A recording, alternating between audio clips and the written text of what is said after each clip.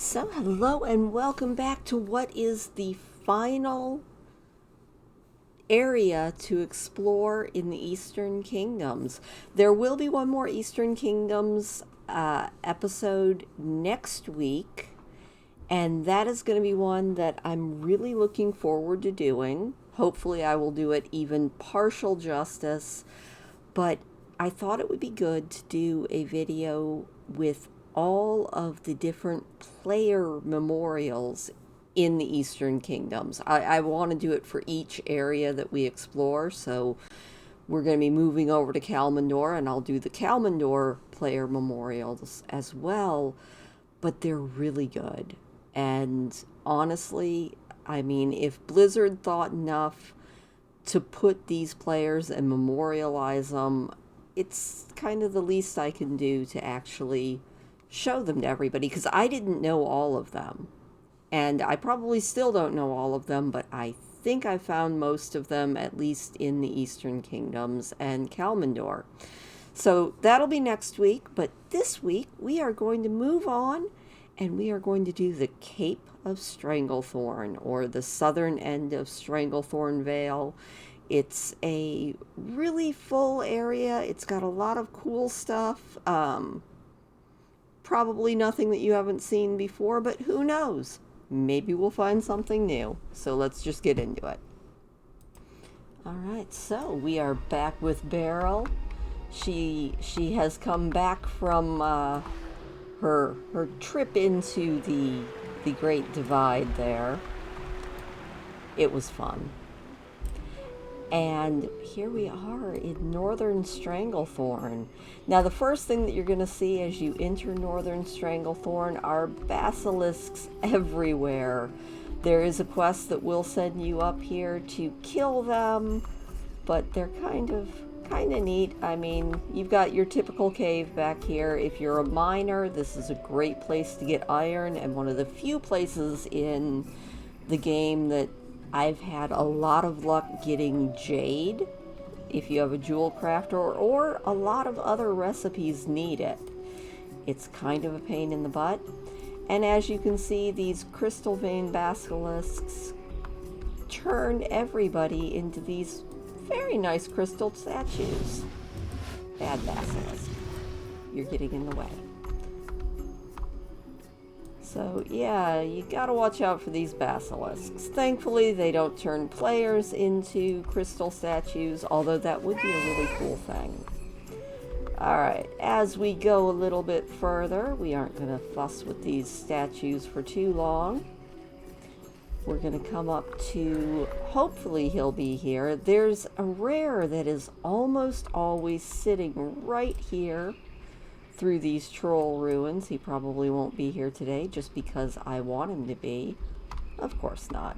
There's a little goblin that sits here quite often. He's just a rare that you can kill. He usually has some decent loot if you're doing this at level. Now you have the ruins of Jubilwa, which these zombies are... They are not the 28 days later fast zombies. Thankfully, these are slow zombies. It's about the only thing that saved me back as a kid. And then we come up to the Great Arena, the Gurabashi Arena, which is an area that is a complete free-for-all. Every now and then, a captain will spawn. He will drop a big old treasure chest into that arena, and from what I understand back in Classic, it was the fight of the century, because it's literally a free-for-all. It does not matter what faction you're in. It does not matter anything. It is every man for himself. Cranius, one of my very favorite WoW music creators, has a video, and it's I think it's John Bon Jovi's Last Man Standing, and it's just him fighting in the arena for the treasure. If I remember, I will link it. Probably won't be the first or last time that I link Cranius's work. I love his videos. So yeah, that is the Great Arena. So let's move on to is it Gromgall? I think it's Gromgall, although I might be wrong. Oh no, this is the Hard Wrench Hideaway. Sorry about that. Which is a horde side little village. There's not much to it. I might bring Onyx over so we can get a proper tour of it, but there's not a lot here. Although it is kind of fun because it's more of a goblin village, so you can see a little bit more of the typical goblin architecture style, which is honestly a lot of fun, and we will end up seeing a lot more of that as we head over to Kalmandor.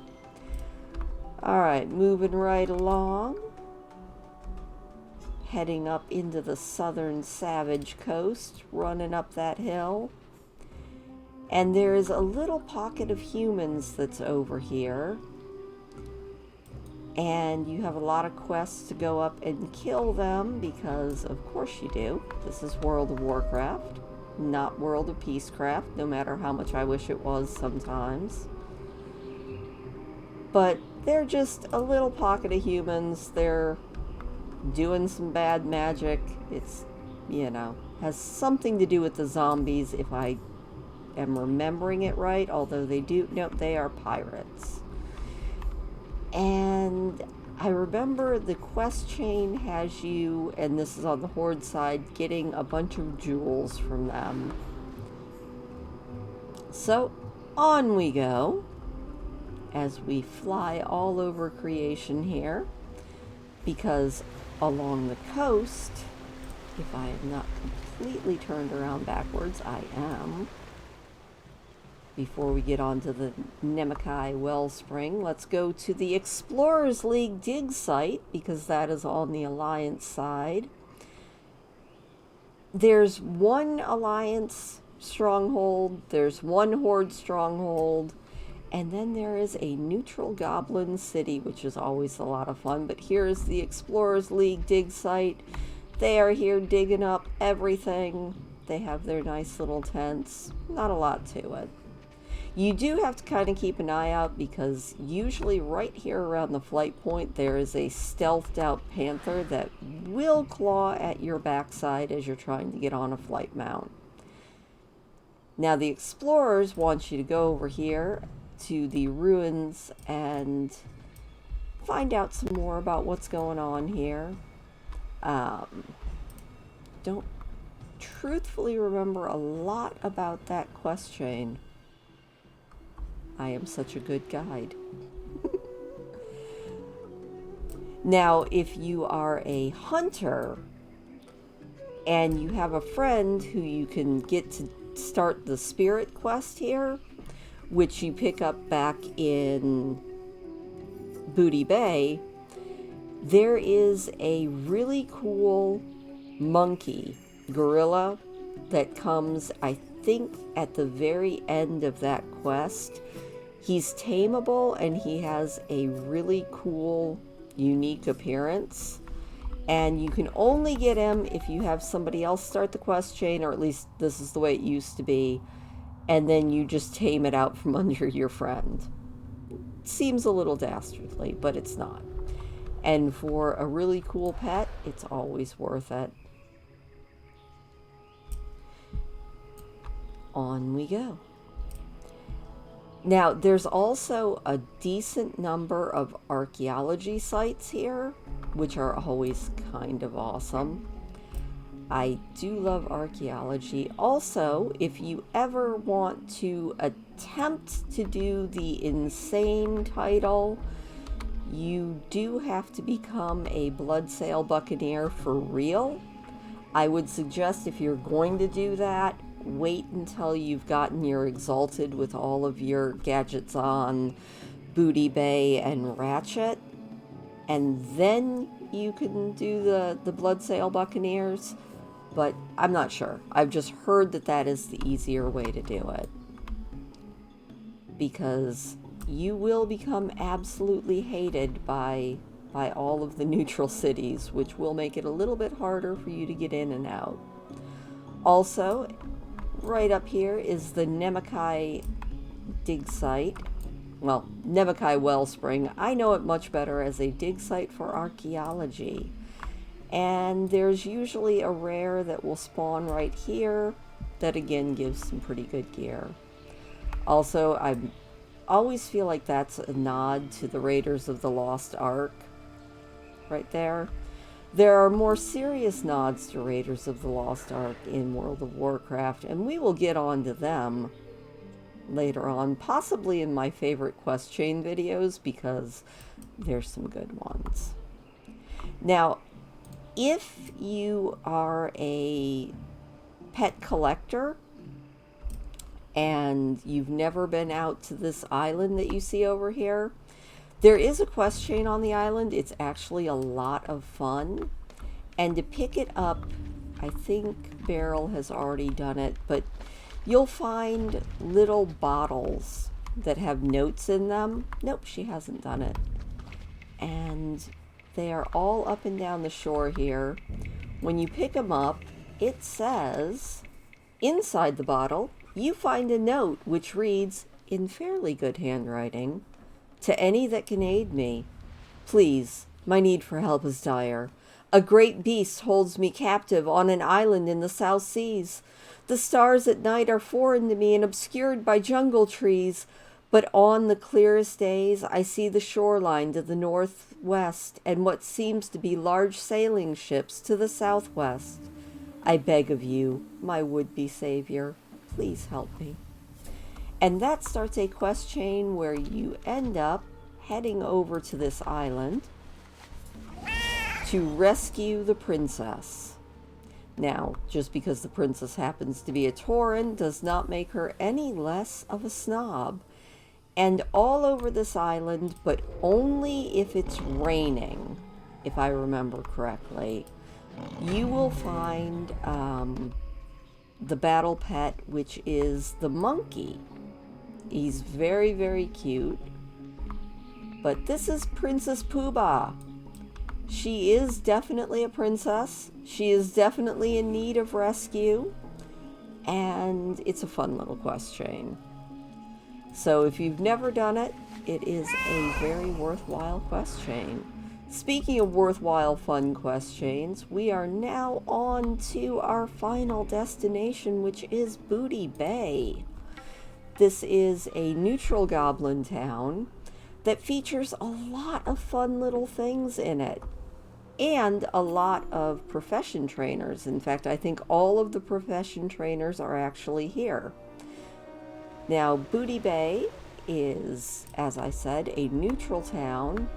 And like most of the neutral goblin towns, you have a neutral auction house, which before, I think, Cataclysm, that neutral auction house was the only way to get your opposite faction pets, recipes, and things like that.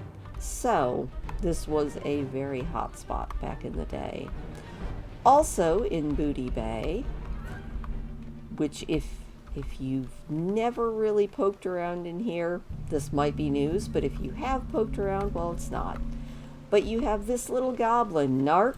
What's up? He sells the Senegal parrot and the cockatiel.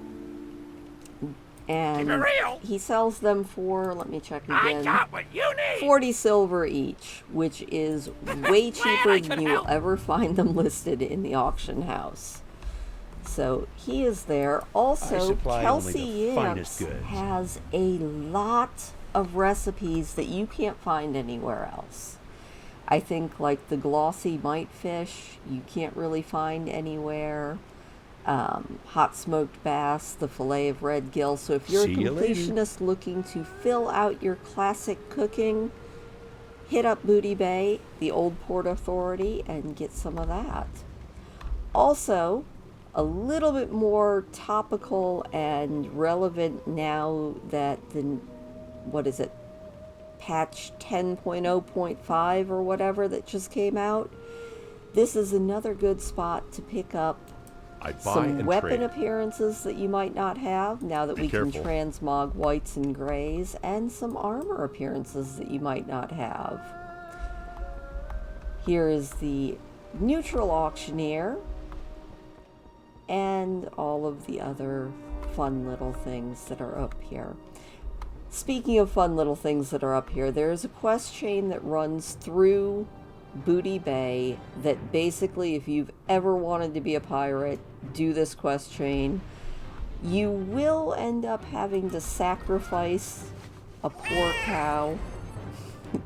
It's kind of sad. I think she's in the leatherworking building, if I'm not mistaken. I always feel so bad when I do this quest chain. But, you know, it is what... Oh, there she is. Because there is one part of the quest chain that asks you to pick up the head of the first mate, who happens to be a Tauren. And he says the pirates are kind of dumb, and you have to take Bossy's head. Bossy is busy trying to figure out how to get back downstairs because somebody took her upstairs. Also, if you're looking for a fun little pirate house, most of the houses here in Booty Bay have a bed, they have a table, so they do all qualify as houses in my book. Another fun thing about Booty Bay is you can run across most of the roofs of the houses to get places a little bit faster. Now, the last thing in Booty Bay, and I feel like an absolute idiot for never noticing it before, is you can actually get into the Goblin Bank's treasure vault now.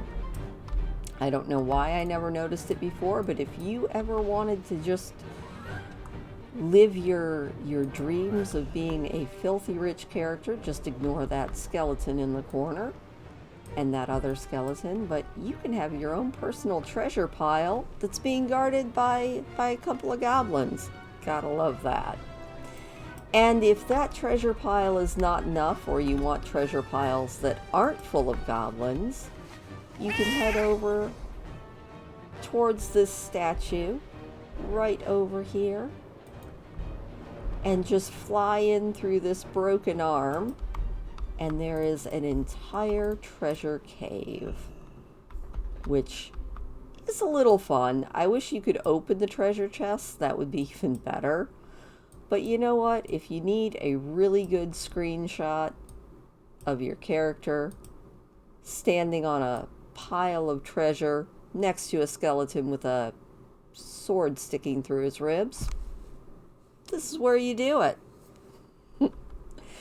But yeah, that is the Cape of Stranglethorn.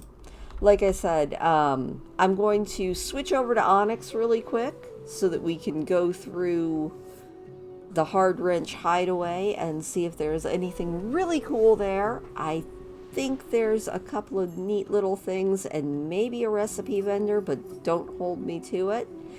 And yeah, that'll be about it until next week when I get a little bit more serious and we do a Fallen Player tribute video. So I'm going to switch over to Onyx now so we can check out the Horde side. And here we are with Onyx, who is going to escort us through not too many open goblin buildings, but a few. I think that there might be a cook in here, but honestly, I just have to appreciate goblin wallpaper as usual. Got the best deals anywhere. No, Pops does not actually if you have ever any need good anything. recipes. I don't know why I was thinking there was something about a recipe in this place, but as you can see, it is pretty much your very typical goblin establishment. Unfortunately, a lot of the buildings you can't go in, which just makes me sad, but you can see your typical little goblin bunk beds. You've got a little statue from the Nemakai Wellspring, clothes hanging up in the corner, and your innkeeper just ready to see to all your needs. You do have an engineering supply dude here. What do you want? Doesn't look like he has If anything you can make it too here, exciting. you can make it anywhere. And one final building over here. Actually, oh, that is the coolest looking forge. I kind of like it. But you have one little prison building here where you are holding a ogre and a murloc prisoner. The murloc looks at you with thirsty eyes. Blood elf come to look at Orgus. Take picture. Last longer. Yeah, and a blood sail buccaneer pirate prisoner. Yar. Thar be nary a soul's thirsty as me, says I. Oh, have a good one. Good to know. So that is Hardwrench Hideaway. And Booty Bay is the same if you are on the Horde side or the Alliance side. It's another one of those good places where the Horde and Alliance can actually mix and mingle if you are of a mind to be a little bit more peaceful. In fact, Blizzard made that a lot easier. I'm not sure. Yes, Onyx actually has it. You can purchase an elixir of tongues, which makes it so Horde and Alliance can actually talk to each other, which is kind of fun. But that's about it for the Cape of Stranglethorn. I'm sure I missed a lot because I do that a lot.